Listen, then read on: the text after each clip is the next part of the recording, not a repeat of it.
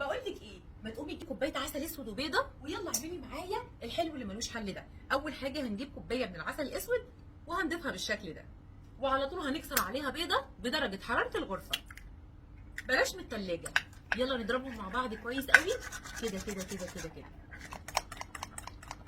ونص معلقه صغيره من الفانيليا، كنت هنساها، الفانيليا مهمه قوي علشان البيض.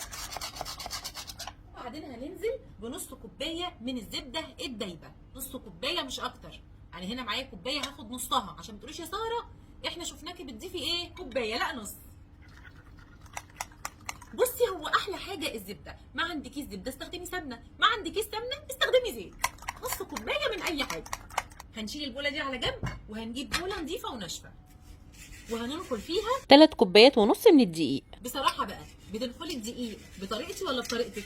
يعني كده ولا زي الاول كده كده كده؟ معلقه صغيره من البيكنج باودر ورشه ملح، رشه صغيره. هقلب بقى الكلام ده كده كله مع بعض كويس قوي، الدقيق مع البيكنج باودر والملح. اجيب هنا كده، انزل كده، اقلب كده.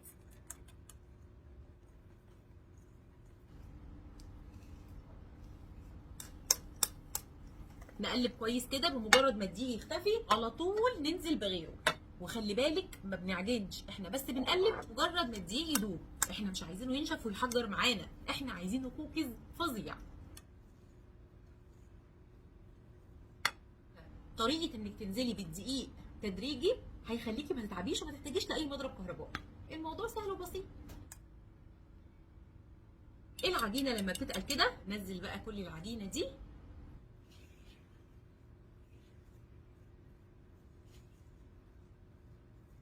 العجينه ما لمستهاش ايدي، مش محتاجين. كل اللي احتاجناه 3 كوبايات ونص من الدقيق، ما شاء الله يعني بقت زي الفل. تعرفي ازاي بقى؟ بصي كده اهو، كده كده كده اهو، بصي هو ده الكلام. العجينه بتكون طريه شويه مش ناشفه، عجينه متوسطه، مش طريه قوي مش ناشفه قوي. هنعمل ايه بقى؟ هنغطيها وندخلها الثلاجه 10 دقائق، وفي التوقيت ده هنشغل الفرن على درجه حراره 180 ونجهز الصواني. هنجيب الصواني بتاعتنا ونفرشها بورق زبده، وممكن ما نفرشهاش، عايزه تفرشيها فرشيها، مش عايزه فرش. ادي معايا عجينه الكوكيز، هاخد واحده منها كده عشان يبقى كلهم نفس الحجم. معايا شوكليت شيبس وكده، حابه تكبريها عن كده حابه تصغريها عن كده براحتك خالص. ممكن كمان تستغني عن الشوكليت شيبس، بس بصراحه بتبقى فظيعه بالشوكليت شيبس والولاد بيفرحوا بيها جدا. معلقه الايس كريم بقى بتخلي الموضوع اسهل عليكي، انك تخليهم كلهم قد بعض. طبعا كلنا عارفين ان الكوكيز ما شاء الله بينفش، فنخلي بالنا بين كل واحده والتانيه مسافه محترمه. الموضوع مش هياخد منك ولا وقت ولا مجهود، الموضوع كله في 10 دقايق.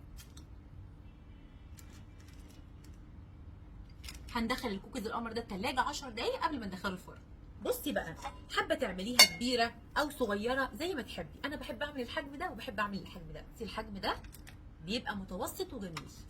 عايزه اقول لك حاجه كمان، لو كنا في الشتاء هنعمل وندخل الفرن على طول، لكن الجو دلوقتي حرر وحر غير طبيعي. انا مش عارفه يا جماعه، انا مش عارفه ايه الحر الفظيع ده، بصوا الجمال. فعشان كده من الافضل اننا ندخلها التلاجة 10 دقايق قبل ما نسويها على التلاجة. ويلا صينيه كمان، ما شاء الله كميه كبيره. ايه رايكم بقى نعمل الصينيه دي من غير ما نفرشها عشان نشوف الفرق مع بعض؟ لو وحده الكوكيز كبيره كده هتاخد معاكي ربع ساعه في الفرن، ولو وحده الكوكيز الحجم الصغنن الجميل ده هتاخد معاكي 12 دقيقه. ايه رايك بقى؟ والله العظيم حبه واحده بس من البيض عملت كل الحاجات الحلوه دي.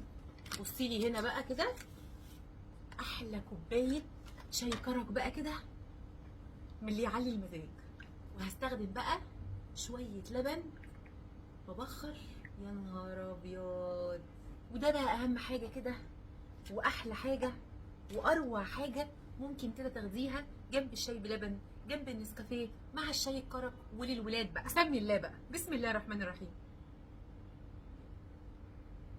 بجد يا بنات عالميه، جربوها هتدعولي. ويا رب وصفتي النهارده تكون عجبتكم، وان شاء الله تجربوها وتعجبكم. والى اللقاء في وصفات جايه كتيره قوي ان شاء الله. وكنتم مع ساره سمير.